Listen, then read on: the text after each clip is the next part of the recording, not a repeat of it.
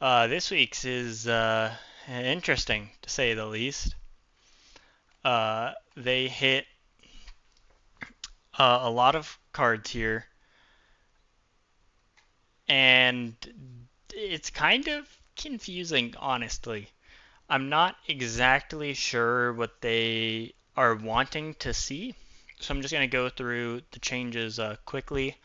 So, and then I'll give my opinion on what I think the decks are looking like that these would be used in. So Shadow King going reduced again from a 3/3 to a 2/3. If you remember, he was originally released as a 4/3, so he's gotten 2 cost reduction.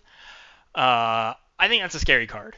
I think Shadow King is an absolutely terrifying card. I thought it was good as a 3 cost, and I think it's great as a 2 cost.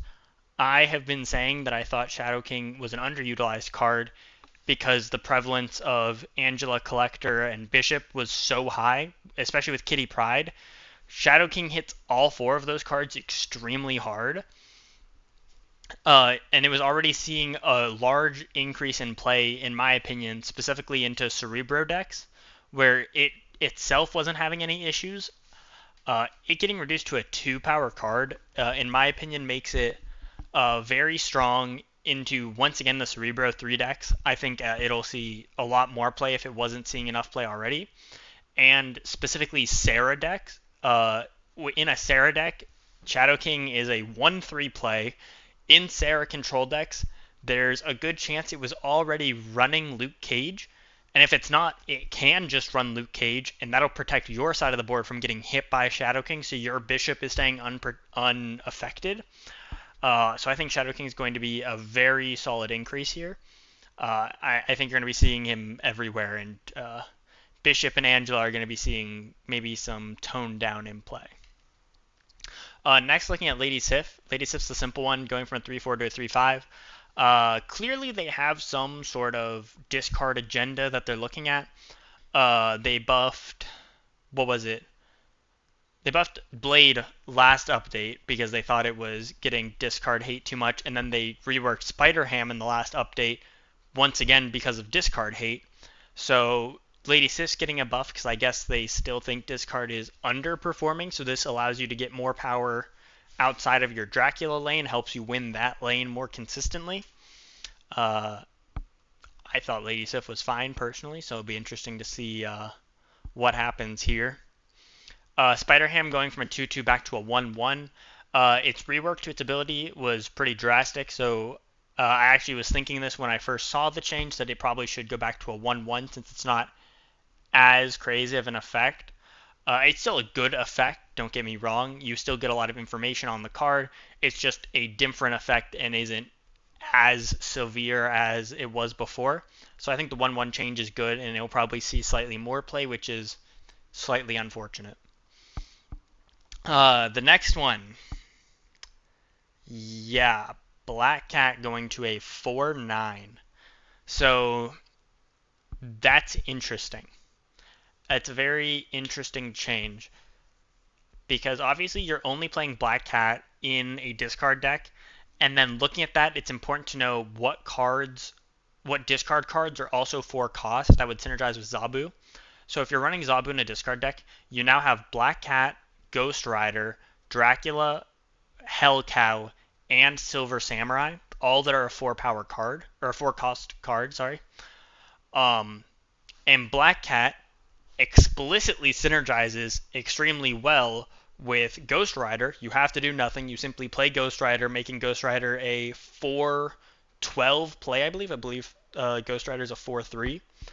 Um, so you could see more play. The other side of the coin is Black Cat's ability is just so terrible.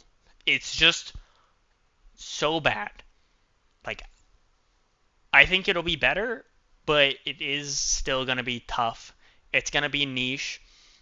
I will say that a lot of the decks have been making it more possible to run a consistent Hela and a consistent Ghost Rider deck. So it's possible that we see Um, we see Black Cat see some more play with this increased power since the cost shouldn't really matter. Because realistically, you aren't playing Black Cat out because of the cost. You're playing her, you're cheating her in with the power, whether that be through Hela or Hela Ghost Rider. Finally, the last one, I hate it.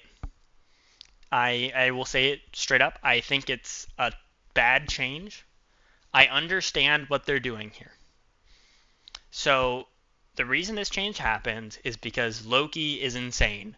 Loki is pumping up Collector, but they don't want to touch Loki because Loki is going to get crash and burned when Mobius and Mobius comes out because that card will just negate Loki's upside of card reduction.